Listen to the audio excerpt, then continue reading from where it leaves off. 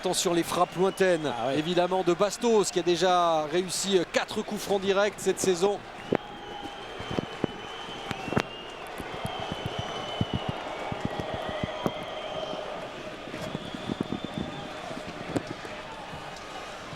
Bastos, la concentration du Roberto Carlos Lillois. Avec les applaudissements du Stadium Nord de Villeneuve d'Ascq. Ah, c'est le meilleur frappeur peut-être à cette distance. Il a choisi de frapper en force comme d'habitude et c'est repoussé par Miralas. Dégagement de Jeannot.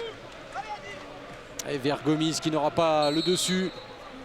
Et il a même commis une faute. Ah, il y aura tout un travail de repositionnement cette saison pour Bafé Gomis.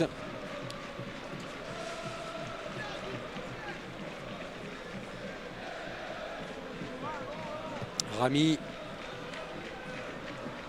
Oh là là. Oh là là, avec encore une erreur d'appréciation signée Tavlaridis, puis ensuite Varro qui est battu par Bastos. Succession d'erreurs. Et à l'arrivée, ça se paye cash. La défense stéphanoise qui vient cauchemar une fois de plus et qui encaisse déjà un deuxième but par Obraniak. Les milieux de terrain lillois s'en donnent à cœur joie. Ça fait 2-0. On a le sentiment de revivre un but pratiquement comme la semaine dernière où le défenseur de Saint-Etienne n'avait pas jugé la trajectoire du ballon. On va voir, je crois que c'est Tavlaridis qui va se laisser surprendre par la trajectoire du ballon. Ensuite, Bastos qui va réussir un festival sur son côté gauche, mystifiant Varro et adresser un centre parfait sur Obraniak. On regarde, vous voyez, la mauvaise lecture de la trajectoire. Varro qui se fait surprendre encore une fois par Bastos et Obraniak qui jaillit entre Sauget et Montsoreau pour inscrire le deuxième but. Et c'est la particularité à Lille, il n'y a pas de grands buteurs, d'avant-centre buteurs. Ce sont les milieux de terrain qui permettent à Lille de prendre des points. C'est le 6e but déjà cette saison pour Ludovic Obraniak. Ouais, c'est quand même assez sûr. Ils ont volé dans les appuis. Obraniak. Oh oui. Ah, c'est une équipe stéphanoise malmenée, débordée de tous les côtés. Emerson maintenant qui tente de passer. Emerson, c'est bien fait. Et le tir qui passe à côté. Ah, on va tenter de tous les côtés, de loin, de près. C'est un festival. Non, mais vous l'avez bien expliqué. On voit que la frappe n'est pas cadrée d'Emerson, mais vous l'avez fort bien expliqué, David. Je crois que là, l'équipe de Saint-Etienne en a pris un gros coup au moral.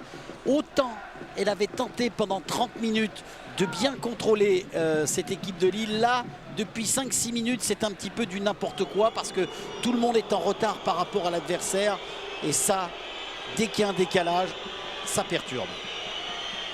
Miralas, Montsoreau joue avec Cédric Varro.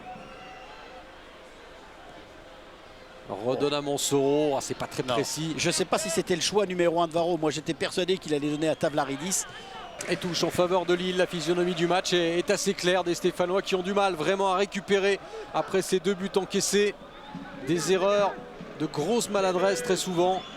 Et à l'inverse des Lillois qui jouent plus rapidement. Alors peut-être une réaction avec Machado. Machado qui a de l'espace, qui peut servir Gomis, c'est fort. Pas les bons choix, c'est pas les bons choix, David. Donc on peut penser qu'Alain va changer quelque chose à la mi-temps. À la tête de Tavlaridis. Payet. Récupération de Balmont. Ah, une faute, une grosse faute de Matuidi et un carton, le premier dans cette partie. Il a beaucoup de qualité, ce jeune Hazard, David, parce qu'au départ de l'action, c'est lui qui dévie le ballon pour Bastos. Là, on ne voit que la fin, l'obstruction de Matuidi.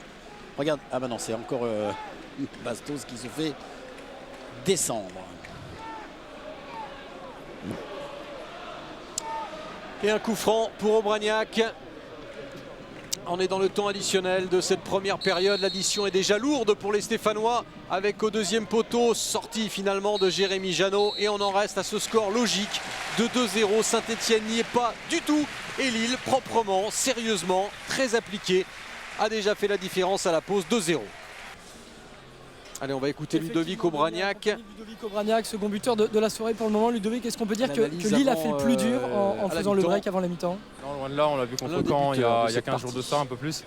On menait 2-0 et après on a tendance à reculer. C'est ce qu'on fait en fin de première mi-temps où on joue à notre compte. On va bien les chercher, on les met à mal et puis tout d'un coup on marque 2 buts et puis on recule. Donc ce soir ça suffira pas parce qu'on sait très bien contre une équipe de Saint-Etienne qui va se révolter forcément à la mi-temps. Ça suffira pas, donc il faut redoubler d'efforts en deuxième mi-temps et repartir comme on a commencé, et ça toute la deuxième mi-temps. Justement, on attendait peut-être un choc psychologique avec l'arrivée d'Alain Pérez. Est-ce que vous avez eu ce sentiment d'une équipe révoltée en face de vous? Ça peut être le cas si l'équipe en face se laisse faire. Nous, on avait pour objectif de tout de suite leur mettre la tête solo, en allant les chercher, en les pressant. C'est ce qu'on a fait, on l'a très bien fait. On a produit vraiment du beau jeu pendant 30-35 minutes. Et puis après les 2 buts, on a commencé à reculer. On joue un petit peu la facilité et ça, c'est pas bon pour nous. Donc on va se recadrer un petit peu à la mi-temps et repartir avec de meilleures intentions. Mais en tout cas, oh là là, encore une énorme maladresse côté stéphanois avec Monsereau qui a voulu donner à Sauget. Passe mal ajustée. Saint-Etienne qui traverse une période tellement délicate et en plus à l'extérieur le bilan est dramatique. Un seul point pris à l'extérieur sur 18 possibles et c'était à Bordeaux.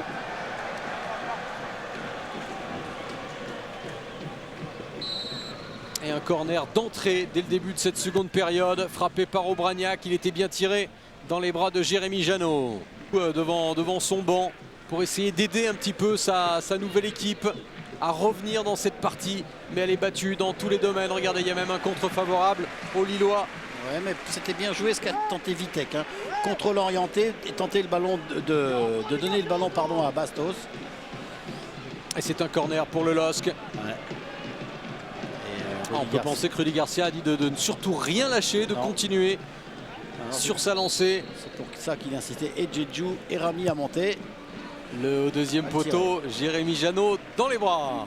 De revenir dans cette partie. Et attention au contre mené par hasard. Oh là, il y a un vilain geste de Matuidi. C'est le deuxième, le rouge pour Matuidi, alors que Saint-Etienne était tout près de revenir dans la partie. Saint-Etienne a touché le poteau. Et au lieu de ça, eh bien le cauchemar se prolonge avec la deuxième faute de Blaise Matuidi. Il est en retard, il prend un carton jaune logique. C'est son deuxième. Saint-Etienne va jouer à 10.